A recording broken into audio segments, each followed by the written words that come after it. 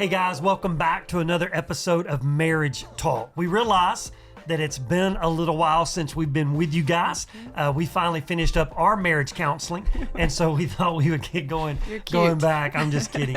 But we know it's been a long break, but we're ready to start back and hopefully offer you guys up some consistent marriage talk for you guys, hopefully to strengthen your relationships and learn from our lives and the struggles and the challenges in order to impact your life. And you're going to dig it like we're jumping right into it. Oh, we are. Like, you guys are going to be glad we're back, for sure. Because, or not. I don't know. We'll see. Yeah, that's true. That's true. It could go either way. The topic that we're going to discuss today. So our ultimate goal is to take questions that we've been given through all the marriage stuff that we've done, plus ones that came straight out of our church, and speak to these things. And so today we're going to dive in over the topic of intimacy. Let me just throw out a few questions that we've gotten at different times. It's not all of them, just a few. One, how would you suggest to pray for the lack of interest in intimacy? Not a lack of deep love, just sexual intimacy. Here's a good one. Can a marriage survive with no intimacy? Another one, what are some fun ways that you guys keep things, I love the word they use, spicy. Yep. How do I ask my wife to be more affectionate without making her defensive? And from a man's perspective, that's a pretty common question. Yeah. And what if you haven't had sex in years? And I just want to make sure that we see that. A lot more questions in these, but these are some that we've been seeing. Sexual intimacy when one person wants it and the other is okay without it. And so what we want to do in this episode, and the purpose of this is to help you guys. I want to make one ask before we get going, and then we'll dive in. One, hey, we want to know that you're watching. We're not doing this for us.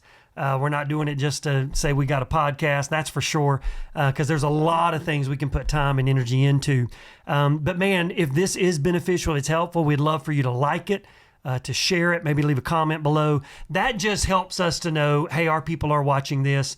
It is blessing them, it's helping them, and we ought to continue to put it out there and make it happen. So just want to throw that out there, remind you at the end, take just a moment. Again, it helps us to know that it's worth the time to do it and that you guys are getting something from it. Yeah. So let's talk a little bit about intimacy. I think the best one, I think it's a good foundational place to start, is can a marriage survive without intimacy?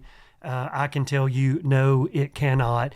It might survive in the sense that you never move towards divorce, but it will never thrive without That's what intimacy. I would say. I think, yes, it can survive, but it will not thrive because it's needed. I think the best way, and Chris, you can do this if you want to, is as we start off this topic, like define intimacy. Why are you grinning? Well, for this reason. And we've talked about this. Just so you guys know, there's no notes. I mean, we're not in here with zero notes. This is really from our hearts and our lives of things that we've learned. And you'll see if we agree or disagree when we talk about topics overall the podcast. That's very true. So I can say that her expressions will be real. So if you're just listening to it, you're not going to get the full effect because you won't get to see expressions. I think this is the fair thing. I think you'll agree with me on this. All right. And then look, there's a biblical side that I'm going to get to. Okay. And that trumps her and it trumps me. But ours falls within the biblical realm. I would say this. I would say that the difficult part of marriage is a woman defines intimacy one way, most women. Man defines intimacy another way, most men. Okay. Is that fair? I think it's fair. I think the way we define... Biblical defined intimacy is the right way, 100%. Correct. And I think what helps us or makes our definition of intimacy is... he's I'm grinning. loving that we're doing this. No, he's grinning. But I think what defines intimacy for each person 100%. Is their history with it. It's funny you say that because here's what I thought we should do. And I think this will help you guys. I think we ought to share our love language. Because I do think that need for intimacy, definition of intimacy, all that. Because I'll go to the Bible. Yeah.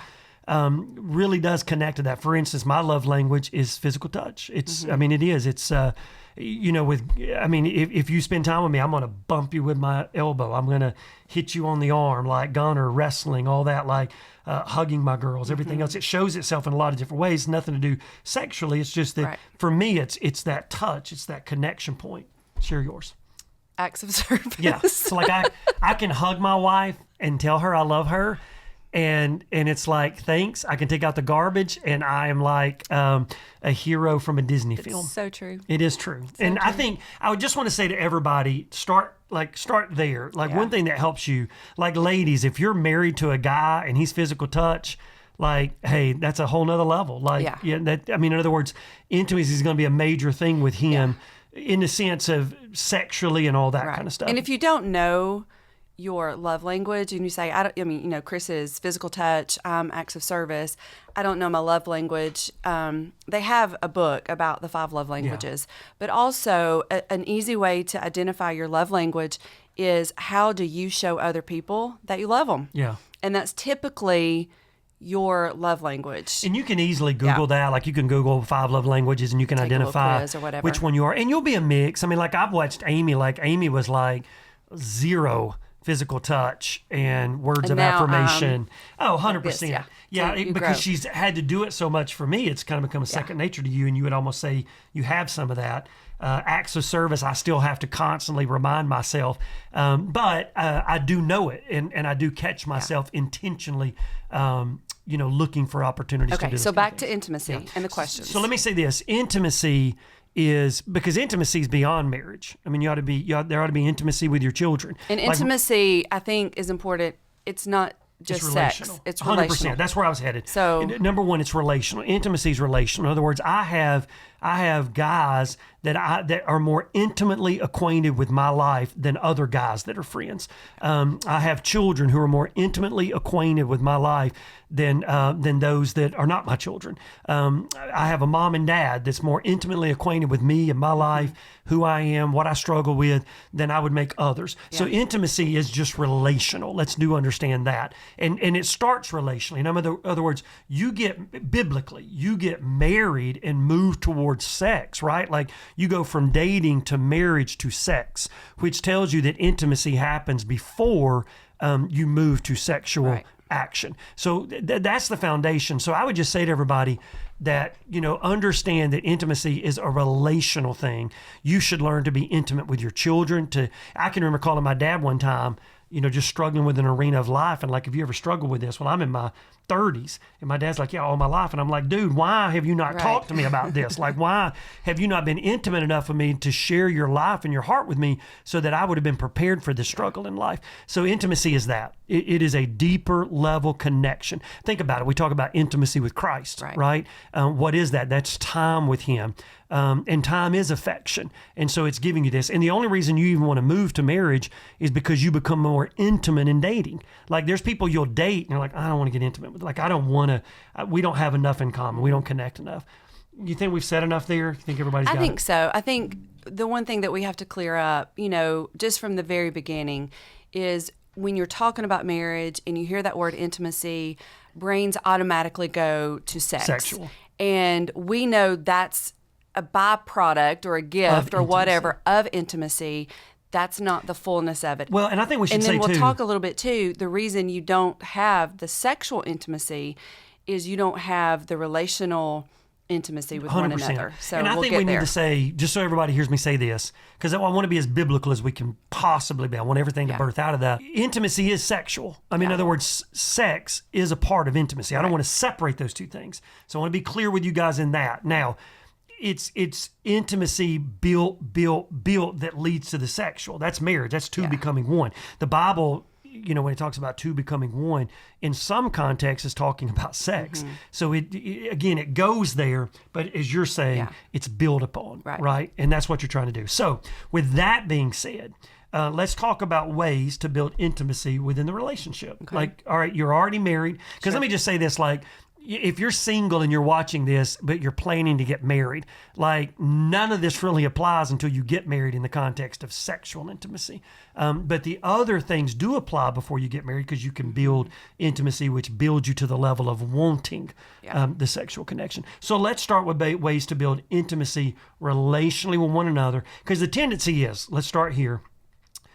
we do all the things we need to do to get married. Right. And then we stop. Yeah. That's the tendency. That's so the tendency is, man, for lack of better terminology, I wine and I dine you to the level of marriage. Mm-hmm. And then I get you there. And then it's like, okay, now I need to get a house and I need to get cars. And all of a sudden the things I used to do, you're like, did the guy die? Right. Like what happened to him? Yeah. Because I left that. I was the pursuit. And then you get married and the tendency is, like you said, the retirement then becomes pursuit, or your kids become a pursuit, or your home becomes, and so we find ourselves not working towards one another as you were before, and then people question like, what happened to us? Well, you allowed life to happen 100%. To you, and so when you do that, when you're focused on something else and you're less focused on one another, it's common that your intimacy is going to struggle. And I would say this for everybody that's watching this and they were thinking, man, I was really hoping Pastor would get to the sex side. And that's probably the majority of the men.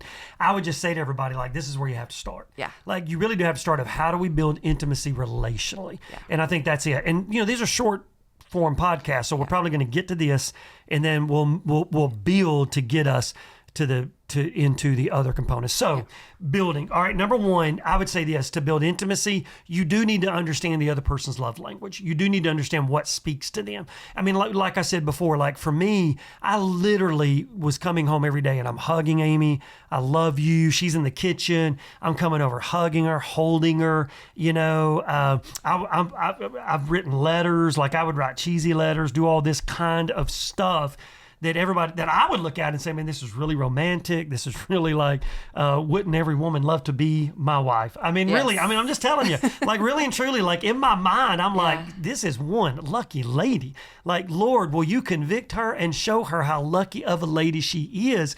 But truth of the matter is it's not connecting because it's not who she is. And anything you want to say to that? And I would say that because mine is acts of service, and I'm serving my children and I'm doing things for them, and I would do things for Chris and make sure the house and everything was ready and dinner was ready. And you get to the point you're like, no one's appreciating this. What in the world? One thing had to happen for both of us. And I think this is where a lot of marriages struggle, is the communication. Yeah. We finally had to get to the point and go, you know what? We need to really talk about what's going on. Yeah. And why we're not feeling the need of the other one, because we were doing what was, meant something to us. Yeah. So communication, I think, is a huge foundation of intimacy. And I think that because intimacy is so connected sexually, then what happens to us is it's taboo. It's kind of the off limits. It's kind of like the man, some of you guys, you're afraid, well, if I go there, she's only thinking I'm saying this or doing this because of sex. Right. And then, of course, and then the woman a lot of times, No, I'm just kidding. No, I mean, because the woman's coming back thinking, well, he's only having this conversation. Man, it is essential that you understand yourselves. When we did the role of the man, one of the things is, the Bible says a man should live with his wife in an understanding way. Mm-hmm. And the only way you can get to an understanding way is communication. Like, I really do have to sit down with Amy and say, help me understand this.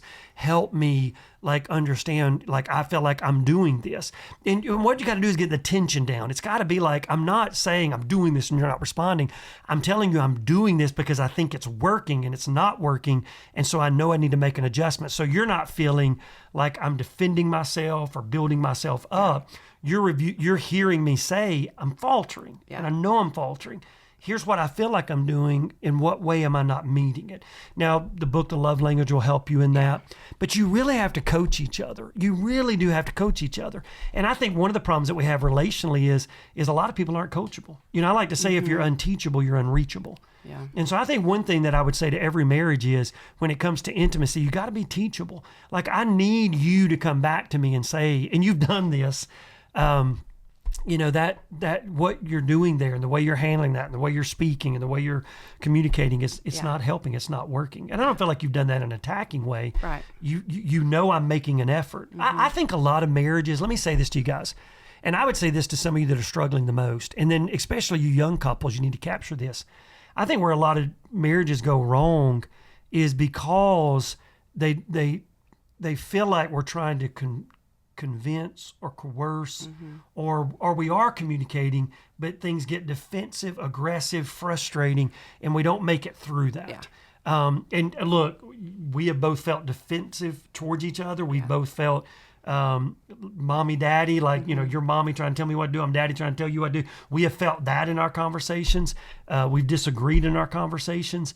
But I think what we've done is always pressed in. Yeah. Because we knew, hey, we just like, look, for better, for worse, man, we're here for life. Each other. Yeah. And we better figure it out. So communication being really foundational for intimacy with your children, with your friends, with your family, 100%. with your spouse. I mean, foundational for your relationship with the Lord.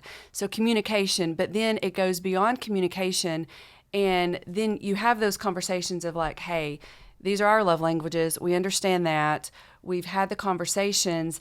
And then now what? Like, what is something practically that you can do to continue to build that intimacy?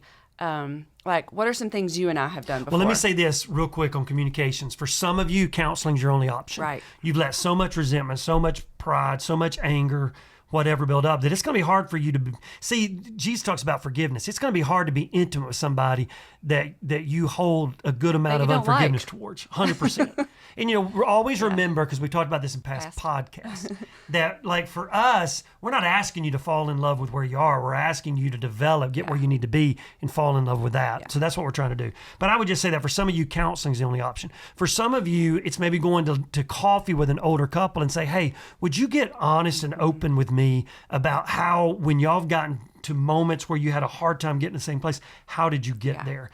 So I would say that. Practical, I mean, number one, you got another love language. So for me, like, man, I'm going to bring flowers home. I'm going to... Which he did the other day, brought flowers. And I did not just say that, No, you did. But like Amy came to me months ago and she was like, because we made the decision years ago, flowers are a waste of money. It's 12 stems of death. He made the decision flowers were 12 stems of death. Because they're going to die. But I love pretty flowers. She came back to me months ago and she just said like, man, I really like flowers in my kitchen. So I'm like, I took notice of that. So he brought because I know that's her. Yeah. It's going in and cleaning. It's one day when she's gone and I look at the house and I'm like, I really do. I'll look, is there anything I can do? Simple, small, something that she'll take notice. He went and did that. Mm-hmm. And that sounds crazy. But what that does is it builds her affection and appreciation towards me. And listen carefully. The best way to develop intimacy is to develop affection and appreciation because that's what makes you want to be intimate. Yeah. I mean, it's your children. I can just tell you guys, I want to be more intimate with my children than I do with your children. Exactly. Because they're my children, sure. right? I want to be more intimate with my grandchildren than your grandchildren because they're mine. Yeah. But like with my grandchildren, I get onto them. I teach them. Like I had a conversation with our 6-year-old the other day about what a man does in a certain situation and how he handles something, like very small scale level. But to me, that was an investment in him because he's mine. And when he's making decisions at 30, I feel like that God's entrusted him to me. He's an intimate of my life. And when you guys hear me talk about, I really want to be close with my family because God gave me them as intimates. God wants me to invest in Gunnar and Brittany and Hannah to make wise decisions. And now that others have married into our family, I want to invest in them and care for them and all of these kinds of things. I want to cheerlead them and I want to challenge them. And so I want to do those kind of things. So understand that like that builds intimacy. If my idea of getting Amy where I want her to get towards me is to just always tell her where she's not meeting my needs, man, you're not going to get me there. You're not going to get You're not going to get me there. You're not. And I think another thing that is helpful to build that intimacy and to show one Let's another. Do this after you do this, okay. Just a thought. Finish your thought, but I'm going to. Why don't you share something that I do that helps you and I'll share something that helps me. But and this may work into towards that. Okay. Is like do something that is of their interest. Like, I feel like I can show Chris that I love and appreciate him. By going kayaking down the Buffalo. Which is beautiful and fun, but he also ran me over with his kayak, so that's another story for another time. But I get into his world. And I think, like, when he gets into my world and does things that are close to my heart that I love, I mean, that's almost like another love language for me. Yeah. Because it's just showing me, like, you know what, you'll take the time and do things that you don't love to do, but you love me, so you're doing it. And so I try to get into your world sometimes and do biblical things like, 2 days down a river in Argentina. Yeah. I'm to study you. Floating down and the so river. I think those are things that just help build a relationship. And then because then it doesn't become all about me. 100%. It's I'm giving to you as well. And I think one thing that really could help you guys, perspective-wise, to help you in your marriage, she does not say to me, look what I'm doing for you. Right. No. Look at what I sacrificed for you. She doesn't do that because we've communicated. I know her. Like the Bible says, know your wives in an understanding way. I know her. So I know when she's coming to my world. Same thing, like Amy knows, like if she goes shopping. But I will say, I don't say, look what I'm doing for you.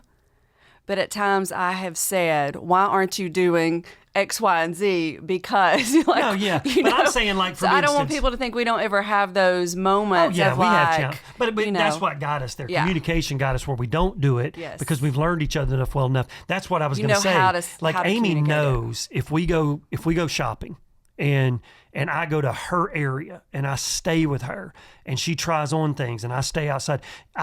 Because we've communicated and we know each other so well, I don't have to tell. She knows. I mean, she's got in her mind, like, I know he's doing this for me. Yeah. But again, all this builds. It does. Good communication, understanding what she needs and what she wants, her understanding what I need and what I want. Communicating what we're willing to do for one another. Over time, it's not like you got to do that all the time. Over time, you begin to look and know. There hey, becomes that security. Yeah. And intimacy is all about security and trust. Yeah, like I didn't come home with flowers the other day and say, I think this is 12 stems of death, but look what I did. I don't have to say that because she knows what I think, but I know what she thinks. But he did it anyway. And honestly, I think it's because I know that you think flowers can be 12 stems of death. The fact that you bought them for me 100%. In spite of what Which is you our think. point. Yes. That's our point. Yes, you did it in spite of what you believe. It meant something to me, so you did it. And the danger of relationships, where relationships get so unhealthy, is when there's no value of the relationship. Did you know biblically that complaining is a sin? Yeah. Sin, it is an absolute sin to complain about your life because it means you don't trust the Lord. How often does the Bible say, thank the Lord, praise the Lord, lift him up, worship him? You know why? Because God wants us to value this very important relationship.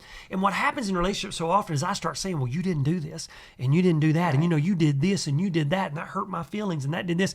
And before you know it, man, we're a clanging cymbal of criticism. And look, everybody gets there. I've done that to you. You've done that to me. Like, we're not sitting here saying we're perfect.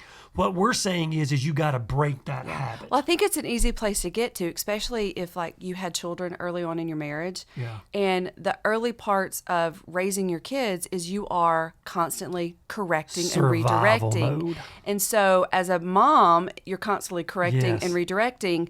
It's easy for me to go, oh, well, I use the same tactics with my spouse. I'm going to correct and redirect when that's not the intent for a husband and wife. 100%. Your relationship is different than how you're raising your children, because you do have to correct and redirect there. 100%. You can't reason with them because they're so little. Well, like one of the simple lessons that you and I learned was like when we were dealing with the kids. I mean, rather than us making, decisions on punishments or whatever, in the spur moment, we would go back, have conversations so we were on the same page. But I think you got to things. Caution yourself as young parents to not take your parenting skills into your marriage skills. And I think one thing that we could bring out right here is because, we want to keep it at a certain time, these podcasts. Hey, guys, intimacy is going to be a part. We'll see. Yeah, right? I was going to say, so you we're can't gonna go right like, in. Yeah, we're going to go right into our next podcast, shoot another one that just builds on this, but takeaways from this. Couple things. Number one, communication. So what are some practical things? Amy and I really did sit down and we really did try to define, all right, what do I need from you? What do you need from me? And they weren't like, those were not put down in an absolute. Not they a were checklist, just it was put down, what do you need from me? What do I need from you? And then we worked on that. Like I didn't just say, okay, I'm going to do that. And you didn't just say, okay, like we what can we give? What can we take? Which is what a relationship is. So I would say one thing you guys need to do, and this is going to be hard for you guys. And let me say this again, those of you that are in the worst case scenario, it's really bad. It's almost toxic. It's hard to have communication. You probably need to go to a counselor to get help. You could try it. If it doesn't work, go to counseling and just call the church office. We'll help you find that. Okay. But I would say to you guys this, go ahead and sit down and say, what do you feel like's lacking in the relationship? What can I do better for you? What can you do better for me? And write it down. Sometimes when you write it down, it kind of calms you. And I when you think start that's huge. speaking, you let the emotions get in it. Like, start writing things down before you present it. And then I would say this: make sure you, in that communication, what are our love languages? Yeah. And then make sure you know more about the other's love language than you do about your own. Yeah. So that would be a good communication start. I think intimacy start would be, out of that communication, you're going to have tangible things that you got to do. See, the problem in marriage is, like, I could say, hey, I do this for Amy. Like, I can go take out the trash. I can go wash her car. I can do whatever. And now she's going to expect I wash her car. Washed now, when I said it, I knew it, right? So, yeah. So I can go do that. But guys, some of your wives, it's not going to mean a thing to them. Yeah. And then vice versa. So marriage is very personal. You know, a lot of things that we would love in our marriage, you guys would think are weird. And there's a lot of things you guys do that we think are weird because we're wired different, right?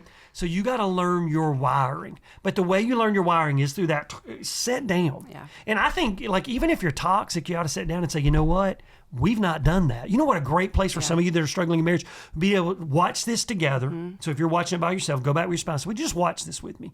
Get them to this place. And then I would say to you guys, you've not done that. Yeah. Like, are we more successful maybe than you might be right now in your relationship? Okay, fine. That's fine. Why? Well, we did what you've yet to do. And that's the only reason we're helping. And realizing, like, if you're in a toxic situation and you watch this together, you know, maybe it's wise that you say, hey, let's take 30 minutes and have a calm conversation. Yeah. Kind of set up the tone before you have the conversation. We may not agree on everything, but at least we hear each other and we walk away calmly. Yeah. 30 minutes, 10 minutes, 15, whatever. But, like, start somewhere. I think a lot of people quit and they just don't restart. You didn't get here overnight. You're not getting out overnight. Yeah. You absolutely got to be committed to these things. And any counselor worth their salt, this is where they're going to begin, is getting you back. Look, you know, you show me a team that's losing every game and I'll show you inward fighting. Yeah. You show me a team that's getting a lot of wins and they're all getting along. And the reason is because wins take the tension down and allow you to begin to interact. So you got to take the tension down. I would say this, just to show you guys. So tangible things. These are tangible things. Sit down. What are our love languages? Let's make sure we understand them. Let's make sure you know mine, I know yours, and we know more about each other's. Communicate. Hey, man, this is where I feel empty in the relationship when it comes to intimacy, and you share that. Not taking it personal, but trying to identify what actions can I take to go back and meet you. And part of that is simply, what's their love language? Start taking those actions. Then come back with what we were just talking about, of starting to take some actions. And then, like, for us, we literally will shoot this podcast today and we will go have a lunch together. Like, we'll go, just the two of us. Our date. I mean, really and truly, like, we do a lot of time together, which continues intimacy going forward. And I would say this to you guys, and this is something that I think we do well, and it's worked. I think sometimes I'm nervous about it in the past. I'm nervous about what you're going to say. I know. But something we do well. We are good. We can have an argument and a disagreement. Yeah. And we can table it. Yeah. And pick back up in fun things. For sure. So I would just say, because that one argument doesn't define our whole relationship. That's it. That's exactly what you guys need to understand is, like, look, man, sometimes you just got to say, you know what, that topic's off limits at our date. That topic's off limits at dinner. You guys, for those of you that are struggling the most, you've got to go look, most of marriage, when it comes to intimacy, will not happen. It has to be created. Yeah. Most of what will create intimacy in your relationship has to be created. It won't just happen. So you got to be able to say, we're going to table that and let's go to dinner. And that's off limits. Let's talk about what unites us. And then some of you are going to say, man, there's not much that unites us. Well, you got to go create some things that unite us. And I would say this, go to dinner places you've never been. Mm-hmm. It goes back to the dating thing. Go to dinner, go do things you've never done. I mean, man, she's not a kayaker. She's not somebody that loves to go float the buffalo or whatever. No, I mean, I enjoy it. But how much fun conversation, interaction we have with the grandkids, have we had with our children, have we had with friends, because we did that together. You got to go create these moments. Yeah. You get the last word. That's a good lesson for the guys right there. The last word. You get the last word.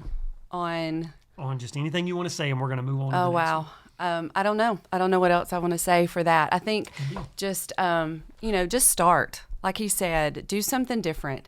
Get creative. And don't let, like he's, spoke about, like, don't let some of the past and disagreements or whatever define a whole of your relationship. Just decide, you know what, clean slate. Yeah. Yeah. Let's start over. We've had a crazy season. Let's begin again. And I think that's the biggest thing. And the one thing, maybe I'll save it for the next podcast. Okay. So we're going to table it. That's yeah. it. Okay. Hey guys, let me say this. On August the 2nd, we're going to be hosting a night with Pastor Chris and Amy, a marriage night. August the 2nd, we're going to do food trucks. Yeah, we're going to have childcare, and we're going to have a great night. I'm going to talk about basically the meaning of marriage biblically. What are we trying to accomplish here? Very practical and helpful. And then we're going to do a Q&A where you really get to hear from our lives and questions that you're going to ask us. And then we're going to speak to those things. And then I'm going to move into now what? Now that we know all of this, what should we be doing? So going to be a great night. Mark it down, August the 2nd, Sunday night. We got you dinner, everything. It's all free. Would love for you guys to do it. Don't forget, like this, put a comment. That just shows us, hey, we should continue to do this. It's helpful because I am big on not doing it if not many people are watching because there's a lot I can be doing. So if you are, let us know. So glad you guys joined us. See you back for the next marriage talk. Thank you to my bride, and we'll see you guys next time.